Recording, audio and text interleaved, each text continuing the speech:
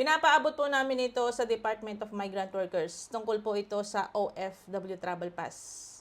Ang nangyayari po kasi, hindi po kinikilala ang OFW Travel Pass pagdating po sa airport. Kadalasan po ang mga OFW balik manggagawa, pinapabalik po sila sa counter ng DMW para makakuha po ng OEC kahit meron po silang OFW Travel Pass.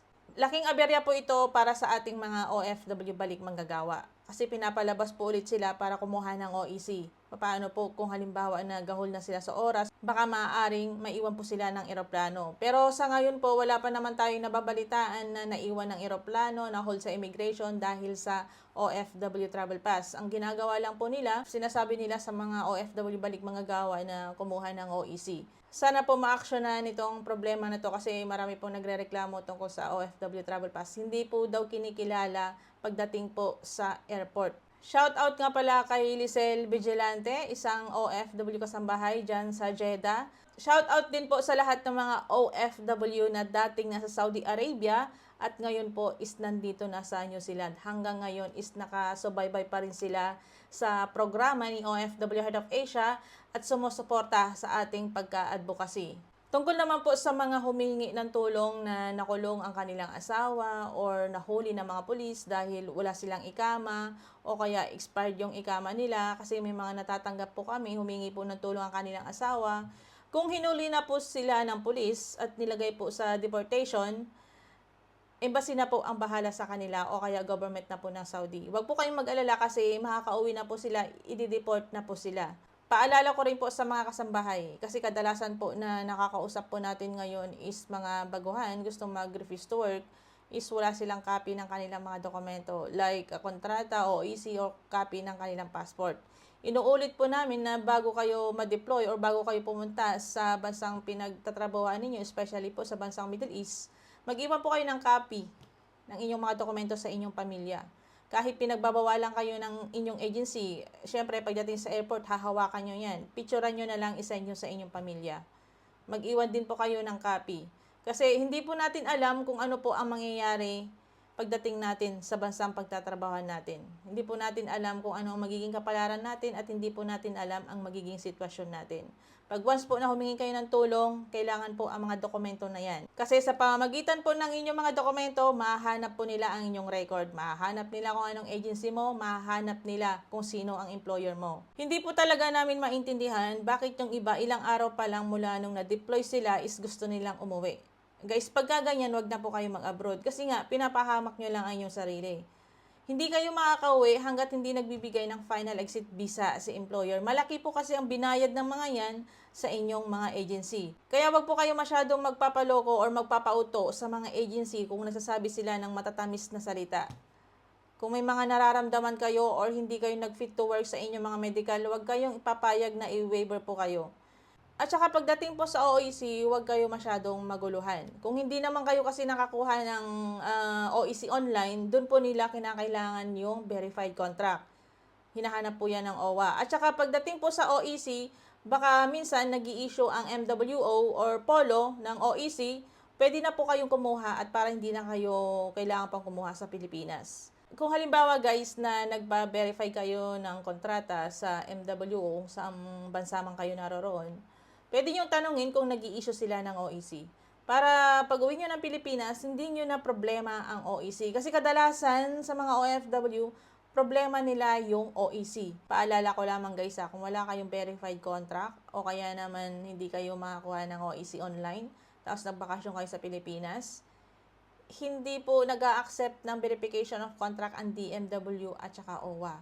Kaya kailangan ipa-verify nyo po yan bago kayo magbakasyon. At mas maganda po, tanungin nyo sa MWO or dating Polo kung halimbawa na nag-i-issue sila ng OEC.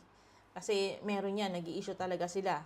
Para hindi na kayo magka-problema pa sa Pilipinas. Para pag bakasyon ninyo, kompleto na ang inyong mga dokumento, i-travel na lang ang gagawin po ninyo. Paalala din po sa mga OFW dyan sa Saudi Arabia, yung mga parang ginawa ng Pilipinas ang Saudi Arabia. Lagi tayong magpapaalala para sa kanilang kaligtasan, kasi may mga nababalita ngayon na nagsusugal, ginawa ng pasugalan ng isang area sa Batha. At marami rin pong na-deport ngayon dahil wala silang ikama at expired ang kanilang ikama. So, depende yan sa mga pulis na nag-check sa inyo kung mahigpit or hindi. So, yan ang problema sa bansang Saudi Arabia, yung ikama. Dati yung ikama ko, 1 taon lang ni-renew. After nun, wala na. Pero nag-stay ako ng 3 taon sa Saudi Arabia. Kaya hindi ako lumalabas nun, nasa accommodation lang ako. Yan ang unang-unang nagpapahirap sa mga OFW sa Saudi Arabia. Ikama, pangalawa, kiwa. Yung kiwa naman, bakit automatic na nagre-renew kahit hindi na in-accept? Ang entry visa mo is valid ito ng 90 days. Bago ma-expired ang iyong entry visa, dapat magkaroon ka na ng ikama. Yun ang pinaka-resident ID mo sa bansang Saudi Arabia. Isa ka ng matatawag na, pag meron ka ng ikama, isa ka ng matatawag na legit na nagtatrabaho sa bansa nila. May permit ka na. So, ang ikama po, hindi yan basihan sa tagal ng trabaho sa iyong employer. Kontrata po ang basihan at hindi po ang ikama. Maraming mga employer na pinapaikot nila yung kanilang workers. Sinasabi nila na tapusin mo yung ikama mo, makakauwi ka. Pero kung alam mo ang karapatan mo bilang isang manggagawa abroad, hindi mo hahayaan na gano'n ang sasabihin ng employer mo. Kaya kailangan guys, matuto rin tayong sumagot. Matuto rin tayong ipaglaban kung ano yung mga karapatan natin. Marami tayong natatanggap na reklamo, iba't ibang istorya ng bawat OFW kasambahay. Pero hindi natin ito pwedeng i-post sa social media para pagpiestahan ng maraming tao. Minsan, sinishare natin yung buhay nila para ma-realize nung iba na mahirap pala ang maging kasambahay sa bansang Middle East. Kasi pag hindi mo pinapakita yung katotohanan or hindi mo sinishare yung kwento nila, marami tayong mga kababayan na parang excited na mag-abroad. Maganda pala sa ganito. Maganda pala sa ganito. Kasi bilang isang advocate, meron tayong advokasya na protektahan ng ating mga kababayan, lalong-lalo na yung mga OFW kasambahay. Kasi hanggat hindi nalalaman ng mga Pilipino kung ano yung totoong nangyayari sa kanila, parang yung iba is excited sila mag-abroad. Hindi nila pinag-iisipan kung ano yung pwedeng mangyari sa kanila pagdating sa bansang Middle East. Minsan kasi yung iba, hindi nila iniisip kung ano yung magiging sitwasyon nila. Kadalasan ang iniisip nila kung magkano yung buwan na sweldo. Yung hindi pa nakakarating pero naglilista na kung anong bibilhin, naglilista na kung anong padala sa pamilya, naglilista na kung anong bayad ng utang. Dapat ang una nating isipin yung magiging sitwasyon natin doon. Ang unang-una nating ipagdasal sa Diyos na sana bigyan ka ng mabait na employer. Huwag mo munang isipin yung sweldo mo kasi hindi mo pa naman alam kung ano ang magiging sitwasyon mo.